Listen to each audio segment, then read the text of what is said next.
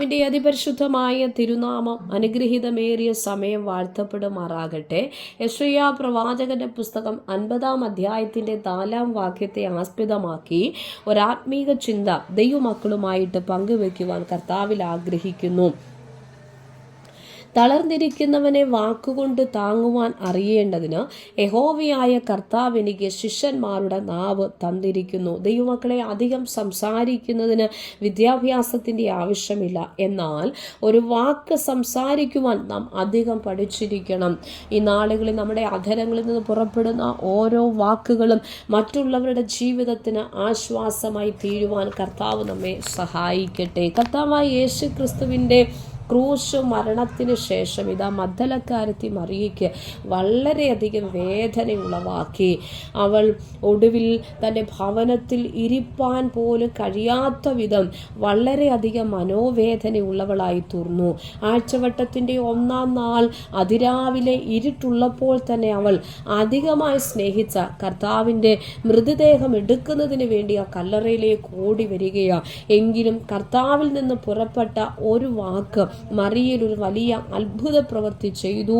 ആ ഒരു വാക്കിന് ആ സാഹചര്യത്തിൽ അത്യാകർഷമായ സ്വാധീനം, ശക്തി ഉണ്ടായിരുന്നു. യേശു അവളോട് മറിയ എന്ന് പറഞ്ഞു. അവൾ തിരിഞ്ഞു എബ്രായ ഭാഷയിൽ റബുനി എന്ന് പറഞ്ഞു. അതിന് ഗുരു എന്നർത്ഥം. മറിയ എന്ന കർത്താവിൽ നിന്ന് പുറപ്പെട്ട ആ ഒരു വാക്ക് അവളുടെ ആത്മീയ ജീവിതത്തിന് വലിയ പ്രവൃത്തി ചെയ്തു. അതിനുശേഷം അവൾ പഴയ ഒരു മറിയായിരുന്നില്ല. അവളുടെ രക്ഷിതാവിൽ നിന്ന് പുറപ്പെട്ട ആ ഒരു വാക്ക് നിമിത്തം തന്നോട് സംസാരിച്ചു കൊണ്ടിരുന്നവനും നേരത്തെ തോട്ടക്കാരൻ എന്ന് ചിന്തിച്ചിരുന്നവനുമായ അവൻ ആരാണെന്ന് അവൾക്ക് മനസ്സിലായി. അതെ, അതിനു മുൻപ് കർത്താവ് അവളുടെ സമീപേ നിന്നിരുന്നപ്പോഴും അവൾ അവനെ യേശു എന്നറിഞ്ഞില്ല. അതാ, ഒരു പ്രസംഗമല്ല, ഒരു വാക്കാണ് അവൾ അവനെ തിരിച്ചറിയുവാൻ കാരണമാക്കിയത്.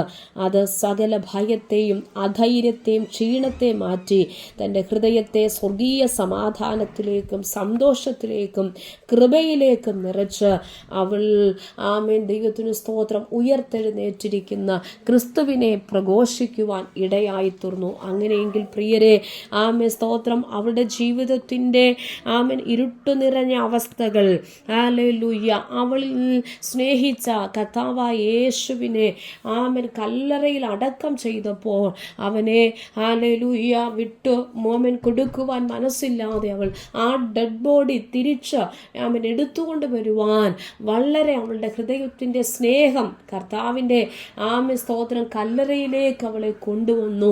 പല പല സാഹചര്യങ്ങൾ അവൾക്ക് പ്രതികൂലമായിരുന്നു. പക്ഷേ ആ പ്രതികൂലങ്ങളെല്ലാം അവഗണിച്ചുകൊണ്ട് അവൾ അധികമായി സ്നേഹിച്ച യേശുവിൻ്റെ അരികിലേക്ക്, യേശുവിനെ കാണുവാനുള്ള, യേശുവിൻ്റെ ഡെഡ് ബോഡി തിരിച്ചെടുത്തുകൊണ്ട് വരുവാനുള്ള ആവേശത്തോടുകൂടി ഓടിപ്പോയവൾ, ഹല്ലേലൂയ, ആമേൻ ആമേൻ ദൈവത്തിനു സ്തോത്രം ചെയ്യുന്നു.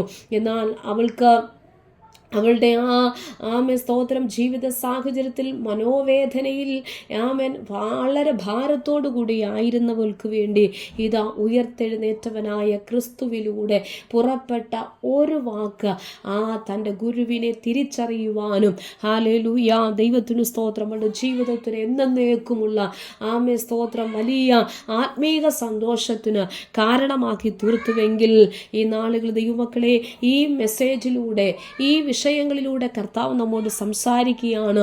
നമ്മളിൽ നിന്ന് പുറപ്പെടുന്ന ഓരോ വാക്കുകൾ അധൈര്യപ്പെട്ടിരിക്കുന്ന ആമൻ ഒരു കൂട്ടം ജീവിതങ്ങൾക്ക്, ആമൻ ക്ഷീണത്തിലും ആമൻ ഭയത്തിലും നിരാശയിലും സങ്കടത്തിലും ഒക്കെ ആയിരിക്കുന്ന ഒരു കൂട്ടം ആമൻ ജീവിതങ്ങൾക്ക് അത് ഉത്തേജനത്തിന് കാരണമായി തീരുവാൻ, ആശയ്ക്ക് വകയായി തീരുവാൻ, ആമൻ ധൈര്യമുണ്ടാകുവാൻ, സമാധാനമുണ്ടാകുവാൻ, അവരുടെ അക്ഷീണതകൾ മാറിപ്പോകുവാൻ ഇടയാകട്ടെ എന്ന് ആത്മാർത്ഥമായി പ്രാർത്ഥിക്കുന്നു. നാളുകളിൽ കർത്താവ് അതിനായി നമ്മെ സഹായിക്കട്ടെ, ഒരുക്കട്ടെ. ദൈവകരങ്ങളിൽ ഏൽപ്പിച്ചു കൊടുക്കാം.